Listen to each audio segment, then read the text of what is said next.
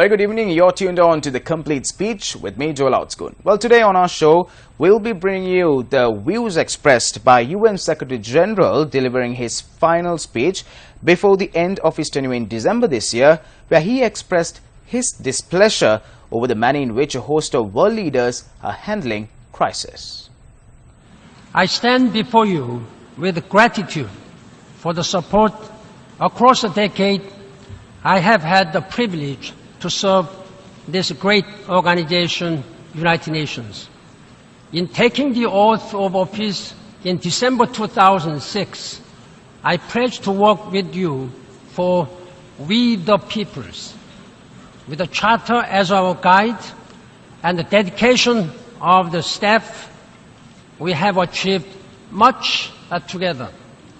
I also stand before you with deep concern. Gulfs of mistrust divide the citizens from their leaders. Extremists push people into camps of us and them. The earth assails us with rising seas, record heat, and extreme storms. And danger defines the days of many. 130 million people need life-saving assistance. Tens of millions of them are children and young people, our next generation, already at risk. Yet, after 10 years in office, I'm more convinced than ever that we have the power to end the war, poverty, and persecution. We have the means to prevent conflict. We have the potential to close the gap between rich and poor, and to make rights real in people's lives. Excellencies, with the Sustainable Development Goals, we have a manifesto for a better future. With the Paris Agreement on climate change, we are tackling the defining challenge of our time. We have no time to lose. I urge you, leaders, to bring the Paris Agreement into force before the end of this year. We need just 26 countries more, representing just 15% of greenhouse gas emissions. I ask you to help lead us to a world of low carbon growth, increased resilience, and greater opportunity and well-being for our children. Excellencies, distinguished heads of state and government, these great gains are threatened by grave security threats. Armed conflicts have grown more protracted and complex. Governance failures have pushed societies past the brink. Radicalization has threatened social cohesion, precisely the response that violent extremists seek and welcome. The tragic consequences are on brutal display from Yemen to Libya and Iraq, from Afghanistan to the Sahel and the Lake Chad Basin. In today's world, the conflict in Syria is taking the greatest number of lives and sowing the widest instability. There is no military solution.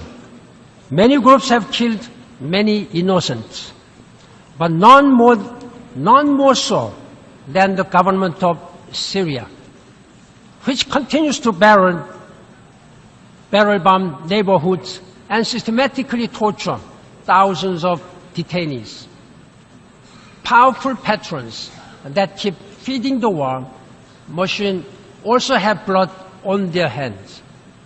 Present in this hall today are representatives of governments that have ignored, facilitated, funded, participated in, or even planned and carried out atrocities inflicted by all sides of Syrian conflict against Syrian civilians. Just when we think it cannot get any worse, the bar of depravity sinks lower. A sickening, savage, and apparently deliberate attack on a UN Syrian Arab Red Crescent aid convoy is the latest example. The United Nations has been forced to suspend aid convoys as a result of this outrage. The humanitarians delivering life-saving aid were heroes. Those who bombed them were cowards. Accountability for crimes such as these is essential. I appeal to all those with influence to end the fighting and get talks started. A political transition is long overdue. After so much violence and misrule, the future of Syria should not rest on the fate of a single man. 1 year ago, Palestine proudly raised its flag at UN headquarters. Yet the prospects for a two-state solution are being lowered by the day. All the while, the occupation grinds into its 50th year. As a friend of both Israeli and Palestinian peoples, it pains me that this past decade has been 10 years lost to peace. 10 years lost to illegal settlement expansion. 10 years lost to intra-Palestinian divide, growing polarization and hopelessness. This is madness. Replacing a two-state solution with a one-state construct would spell doom. Denying Palestinians their freedom and rightful future and pushing Israel further from its vision of a Jewish democracy towards greater global isolation. On the Korean Peninsula, the fifth nuclear test by the Democratic People's Republic of Korea has again threatened regional and international security. Meanwhile, the people's suffering and plight are worsening. I urge the leaders of the DPRK to change course and fulfill their obligations to their own people and to the family of nations. Well, those were the views expressed by UN Secretary General Ban Ki-moon. Stay tuned. We have more of his speech after this short commercial break.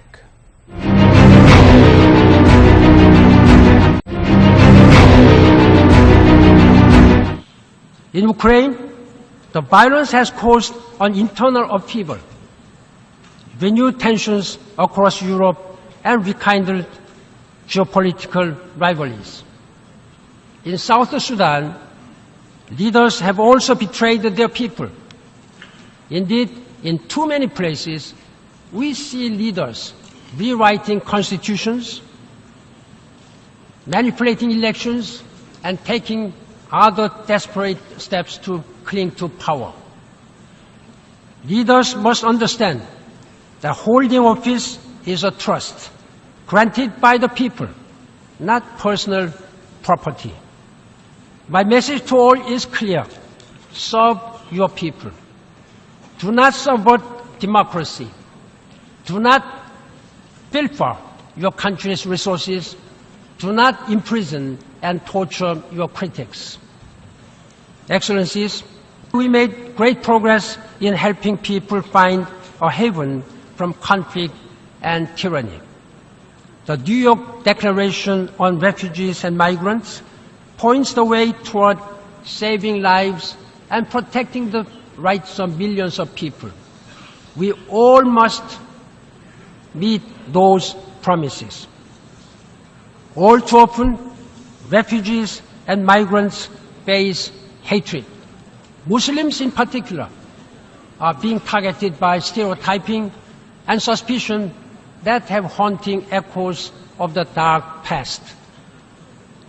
I say to political leaders and candidates, do not engage in the cynical and dangerous political math that says you add votes by dividing people and multiplying fear.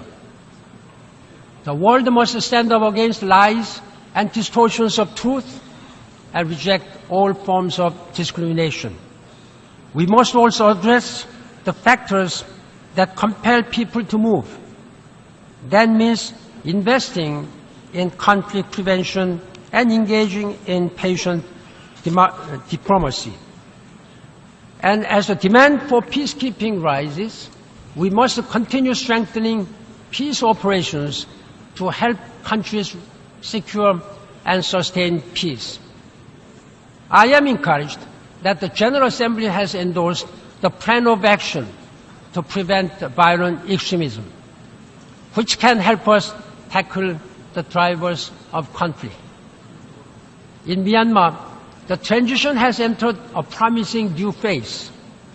In Sri Lanka, post-war healing efforts have deepened.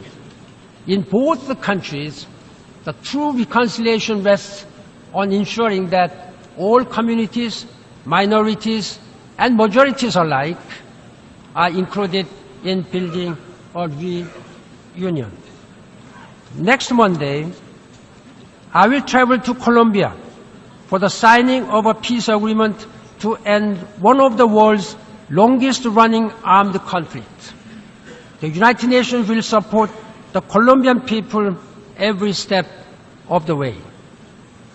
There is also encouraging movement towards an agreement on Cyprus. Let us all support the progress and solutions that may now be at hand. Excellencies, allow me to briefly touch on a few other areas that I hope will long remain priorities of the United Nations. I'm proud that UN Women came to life during my tenure. As now our established champion of gender equality and empowerment and aiming for a 50-50 planet, I have appointed more women to senior positions at the United Nations than ever before, and I'm proud to call myself a feminist. Women hold up half the sky and are essential to meeting all our goals. I have been saying that the least utilized resources in our world is the potential of women. So we must do far more to end deep-seated discrimination and chronic violence against women, to advance their participation in decision-making, and to ensure that every girl gets the start in life she deserves. I have been a proud defender of the rights of all people, regardless of ethnicity, religion, or sexual orientation. Our human rights machinery, along with the Human Rights Upfront initiative, is placing human rights at the center. Human rights are the pillars of society and the antidote to violent extremism and civic despair. We have deepened support for the responsibility to protect. We have made inroads against death penalty. Landmark convictions by the International Criminal Court and other bodies have advanced accountability, but we still must do far more to prevent genocide and other atrocity crimes. Civil society is essential for all of these efforts. I ask all of you to join me today in saying yes to greater space for civil society and independent media, and no to cracking down on the freedoms of assembly and expression. Well, you're watching the complete speech. It's time for a short commercial break.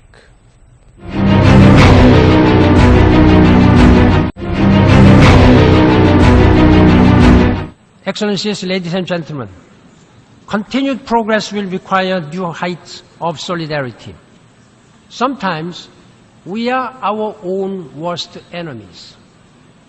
Member States have still not agreed on a formula for reform of the Security Council, a continuing risk to its effectiveness and legitimacy.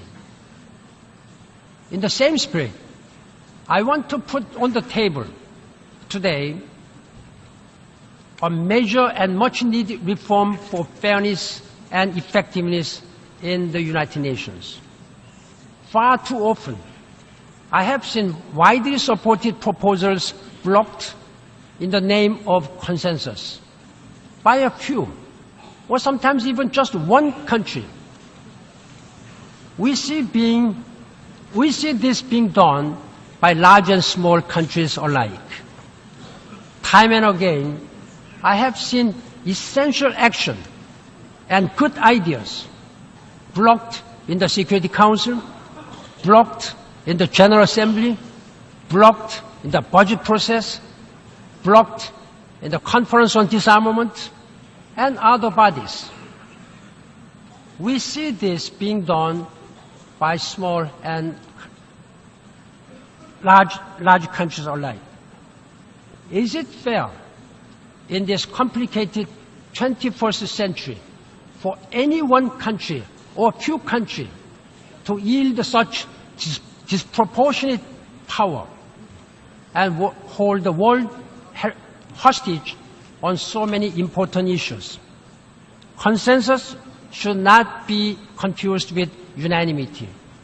The global public is right to ask whether this is how an organization in which we have invested so much hope and aspiration should function.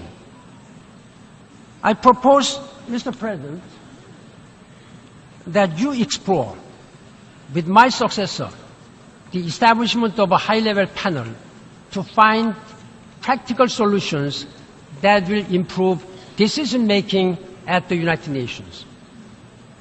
Ladies and gentlemen, states must also respect the independence of the Secretariat in accordance with the Charter. When our human rights personnel act on behalf of the most vulnerable, member states should not block their path. When our humanitarian workers need to reach populations under siege, member states should remove all obstacles. And when our envoys and personnel raise difficult issues, member states should not ostracize them or threaten to banish them from the country. We must all be open and accountable to the people we serve. Distinguished heads of state and government, ladies and gentlemen, there is one last measure of the change that has defined the past decade. It is hard to believe, but when I took office, a smartphone like this had not even been introduced to the world. Today it is a lifeline, and perhaps at times the bane of our existence. It is an indispensable part of our life.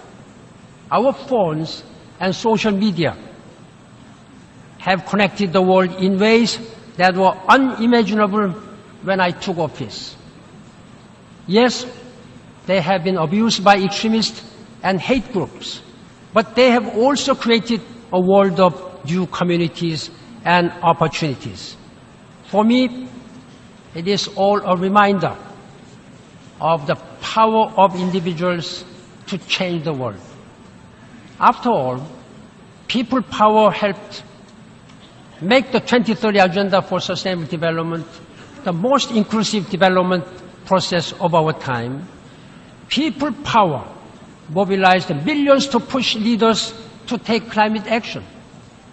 People power is what I have seen in every corner of the world this past decade. People like Rebecca Johnson, a nurse I met in Sierra Leone who contracted Ebola, then recovered and then rushed and risked her life again to save her community.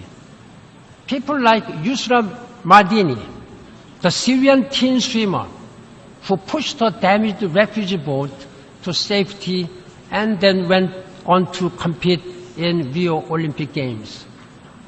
And of course, people like young Malala Yousafzai, who came to the United Nations and showed us all how one book, one pen, and one person can make a difference.